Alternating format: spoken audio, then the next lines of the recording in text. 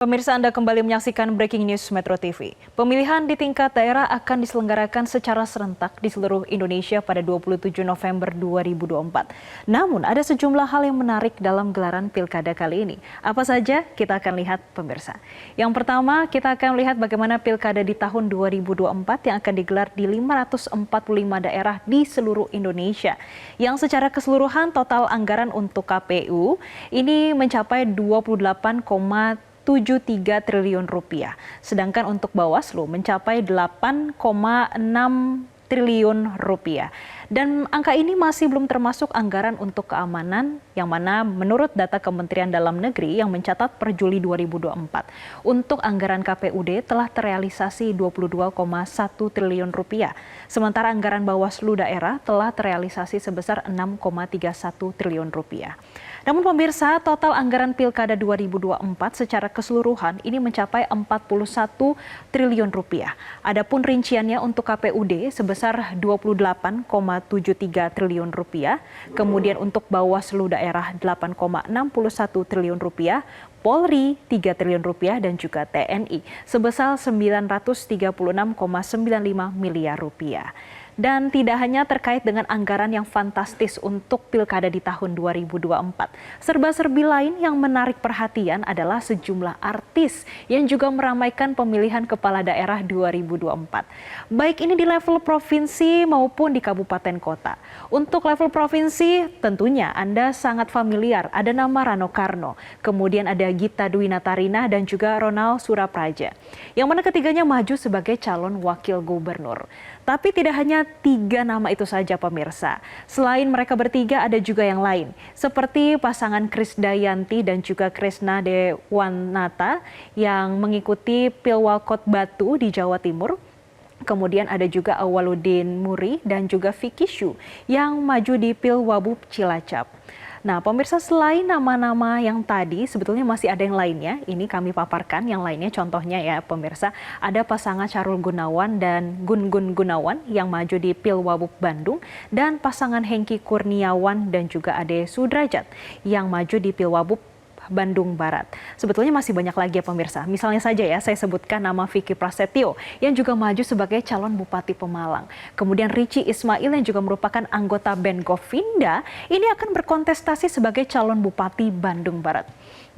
Dengan seringnya artis muncul di televisi dan layar lebar, usaha untuk memperkenalkan diri ke publik sebetulnya tidak terlalu keras ya. Apalagi kalau artis sudah dikenal luas secara nasional dan ditambah sudah tidak canggung jika harus berdiri di hadapan publik. Kira-kira apakah ini cara untuk menghemat waktu dan biaya ya pemirsa?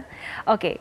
Selain itu ada serba-serbi lainnya yaitu terkait dengan usai putusan Mahkamah Konstitusi nomor 60 yang mengubah ketentuan ambang batas pencalonan yang telah mengubah konstelasi politik. Yang mana PDIP sebagai pemenang pemilu menjadi lawan bagi koalisi besar yang bernama Kim Plus. Seperti di Pilkada Jakarta ya pemirsa. Kalau kita lihat di Pilkada Jakarta ini ada Ridwan Kamil dan juga Suswono yang berlawanan dengan Pramono dan juga Rano Karno.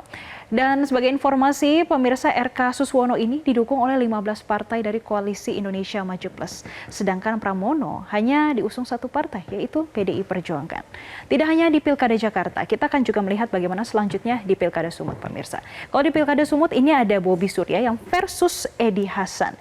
Untuk diketahui bersama, kita review lagi pemirsa, untuk Bobi Surya ini diusung oleh 10 partai politik yang mana diantaranya 9 partai politik memiliki kursi di DPRD Sumut, yaitu di P3, PKB, Golkar, Gerindra, Nasdem, Demokrat, PAN, PKS, Perindo, dan PSI yang menjadi satu-satunya partai politik pengusung tanpa kursi di DPRD Sumatera Utara. Sementara untuk pasangan Edi Hasan diusung oleh PDI Perjuangan, Partai Umat, Partai Buruh, dan Partai Hanura. Tapi pemirsa, sebetulnya selain kedua pasangan ini, maksud kami selain 4 pasangan ini, sebetulnya hal yang sama juga terjadi di Pilkada Jateng. Kita lihat bersama ya pemirsa. Karena kalau di Pilkada Jateng, Ahmad Lutfi dan Taci Yasin versus Andika dan Hendrar. Ini pasangan Lutfinya diusung koalisi gemuk ya pemirsa dari 9 partai. Ini Gerindra, PAN, Golkar, PSI, Demokrat, P3, PKB, Nasdem, dan juga PKS. Sementara untuk Andika Hendrar didukung oleh PDI Perjuangan.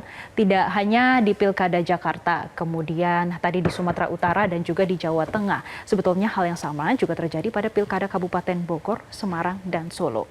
Kalau itu terkait dengan bagaimana koalisi Kim Plus versus oposisi, masih ada hal lain yang menarik pemirsa. Karena di Pilkada di tahun 2024 ini juga diwarnai dengan fenomena kota kosong. Ini di 35 wilayah calon tunggal. Dan kalau kota kosong menang, pilkada ulang atau pilkada selanjutnya bisa saja diselenggarakan di tahun 2025. Selain ada 35 wilayah calon tunggal versus kota kosong, perhelatan pilkada 2024 ini menampakkan wajah dinasti politik yang semakin kental. Yang mana dinasti politik itu semakin terlihat misalnya di pilkada Banten.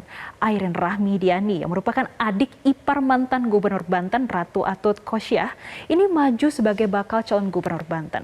Bahkan Sekretaris Kabinet Pramono Anung yang menjadi calon gubernur Jakarta pun tak terlepas dari urusan dinasti politik pemirsa. Karena anak Pramono, Hanindito Pramana ini maju lagi sebagai calon Bupati Kediri. Tidak sampai situ, di Provinsi Sumatera Utara tentunya, baru saja tadi saya sebut pemirsa, menantu Presiden Joko Widodo, Bobi Nasution, maju di Pilgub Sumut. Inilah terkait dengan fenomena kota kosong dan juga politik dinasti. Sekarang saya akan menyampaikan terkait serba-serbi lainnya, yaitu terkait dengan kekayaan para cagup. Ini menarik ya, karena ada 3 cagup terkaya di pilkada di Pulau Jawa. Yang pertama namanya adalah Andika Perkasa yang total kekayaannya ini mencapai 184,5 miliar rupiah. Kemudian selanjutnya ini juga ada Pramono Anung yang total kekayaan mencapai 104 miliar rupiah. Dan yang terakhir ada Kofifa Indar Parawansa ini yang total kekayaannya mencapai 26 miliar rupiah.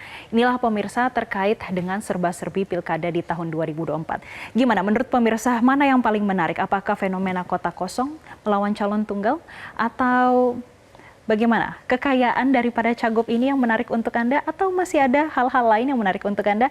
Jelajahi cara baru mendapatkan informasi. Download Metro TV Extend sekarang.